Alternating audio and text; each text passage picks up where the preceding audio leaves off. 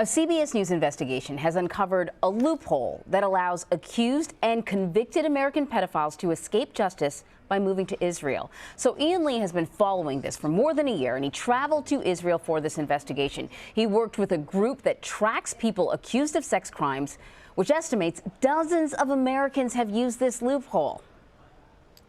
So, he's 6'2". We are on a stakeout looking for this man, Jimmy Julius Caro, 48 years old and wanted on charges of sexually assaulting a 9-year-old girl in Oregon back in 2000 and a 5-year-old girl in Israel in 2001. He's considered dangerous.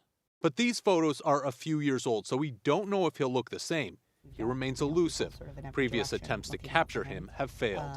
Obviously, the fear that he would somehow figure out that anyone's looking for him and bolt. He just called his number. Shauna Aronson got a tip that Caro's expected at this clinic near Tel Aviv. Who's going to call the She's police with JCW, Jewish Community Watch, an organization that hunts down accused pedophiles who flee to Israel from the U.S., exploiting a process called Law of Return, whereby any Jewish person can move to Israel and automatically gain citizenship. The ease with which pedophiles seem able to use this law as an escape route haunts victims like Mendy Hawk, who says he was abused from age 8 by a teacher at an Orthodox Jewish school in Los Angeles. So your classroom is right here. How does it feel being back?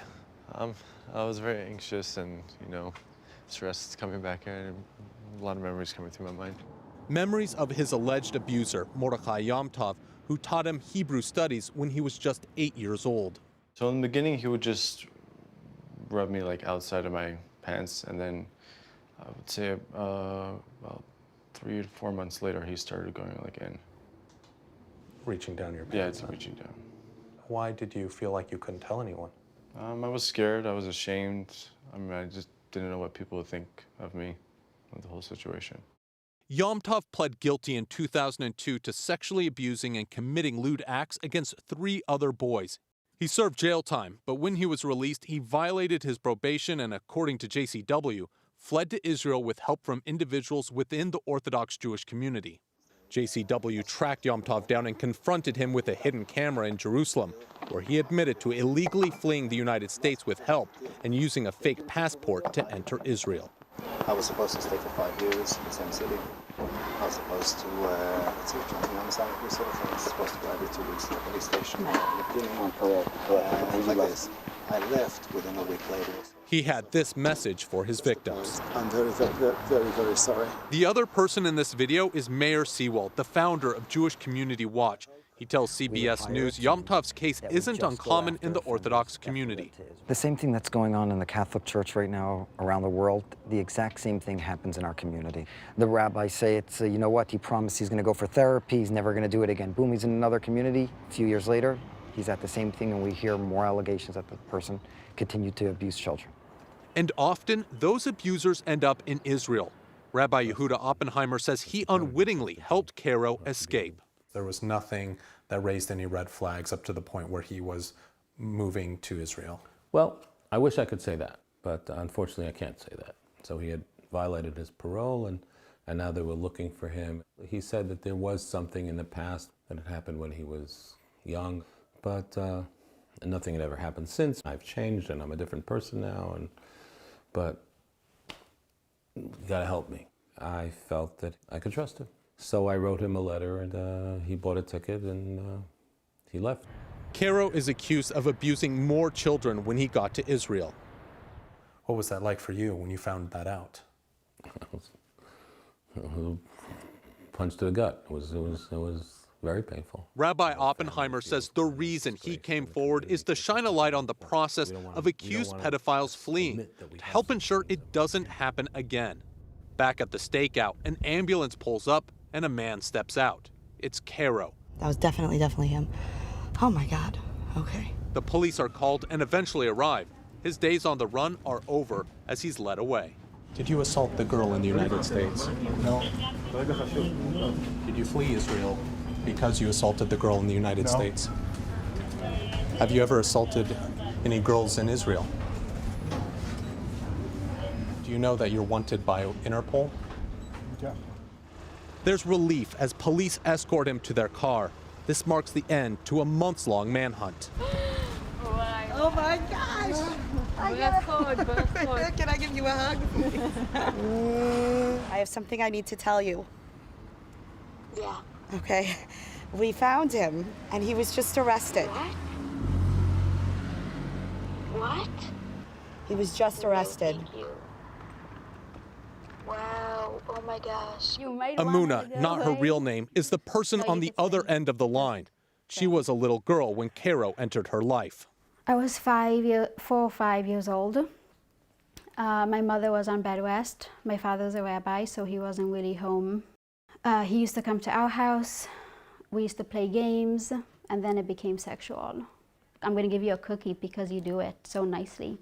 It's all about the cookie. It's all about lying, and it's all about being so evil to a little child. He also threatened me he would kill my parents, he would choke me, he would hold me, he would kidnap me. How did that affect you? A lot. Yeah. It affected my whole life. My whole life is around this sexual abuse and rape. Yeah. Amuna turned to therapy and art to help deal with the trauma. This is in my bedroom and my inspiration. She paints and writes poetry, but she's still angry that it was allowed to happen in the first place.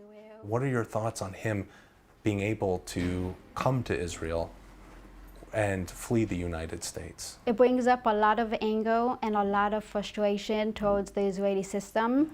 Shauna says the failure begins in the U.S. Why would someone want to help one of these pedophiles escape? Oftentimes there's some sort of community incentive. Either somebody owes them a favor, or someone in the community, let's say an institution, has covered up for them in the past, and they know that if this goes to court, there's a lot of civil liability coming down the line, you know, and it's going to cost a lot of money to a lot of people, and nobody wants to deal with that.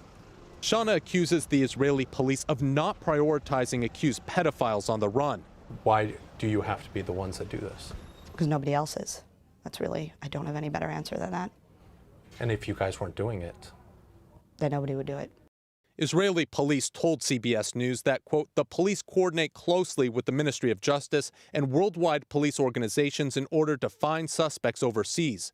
Today, Caro faces charges in Israel, while back in the United States, the district attorney's office in Clackamas County in Oregon told CBS News they are working with federal authorities to secure his extradition. But Mordechai Yom Tov remains at large.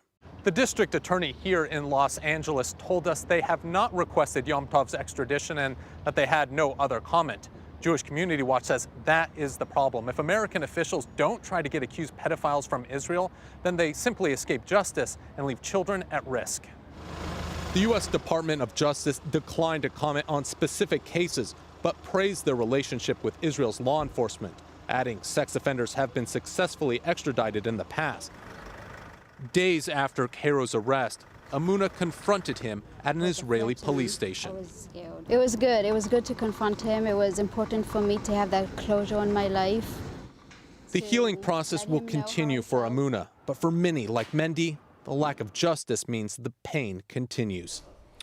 So there are two things JCW says could help close this pathway. First, better background checks on people moving to Israel. And second, more willingness from U.S. authorities to pursue the accused. So it certainly seems like law enforcement, both here and in Israel, are sort of busy patting themselves on the back on how well they cooperate with one another. But Jewish Community Watch seems to be doing most of that grunt work, that on-the-ground investigating. Why do they say, that group, why do they say more pedophiles aren't being apprehended? So it's very complicated when you leave the United States and go to Israel. First, they say that once these people are wanted, that they need to go to Interpol and have that international arrest warrant put out for them so that the Israeli authorities can then start looking for them. Extradition is expensive, and a lot of these jurisdictions just don't have the money or manpower to really pursue them. And then when you get to the Israeli side, JCW says that they need to be doing more background checks on these people. Sometimes a simple Google search will bring up, especially if it's an Interpol arrest warrant, will bring that up, and so that they can then know this person is dangerous, they should not be let in, or if there is an arrest warrant out for them, that they need to go and pick them up. And JCW says that there just isn't the priority to go and pick these people up, that the police don't have the resources there to go and look for these people as well. So it really does fall on JCW to track them from the United States to to Israel. That's unbelievable. Does JCW also sort of believe that aside from law enforcement, there are sort of other elements of the community that need to work on this? Yeah, and that's another big part of this, is that a lot of the times these people have help. And help within the community, people that help them flee to Israel. Sometimes, as we saw with Yom Tov, he had help, according to JCW, to flee the country through Mexico and then get a passport, a fake passport there to immigrate to Israel. So these are elaborate schemes. They are, and they need a lot of people to pull off. And they say that there needs to be a conversation within the community about not protecting people. And that's where what's so important to have Rabbi Oppenheimer, come forward and talk about this and say, this is something that is happening, and we need to address this. And and he said, the one important thing is, if someone comes to you, don't be so trusting. Look into their background, especially if there's someone who wants to immigrate very quickly. Take some time to make sure this isn't a person who's trying to flee justice. Yeah, he was a really good element to your story because sometimes, it's not everyone's bad. There are good people just trying to help out, and they find themselves sort of caught up in a bad situation. Exactly. Hey, Ian, it's really nice having you here, too. Thank you. Great to be here. Thank you. All right.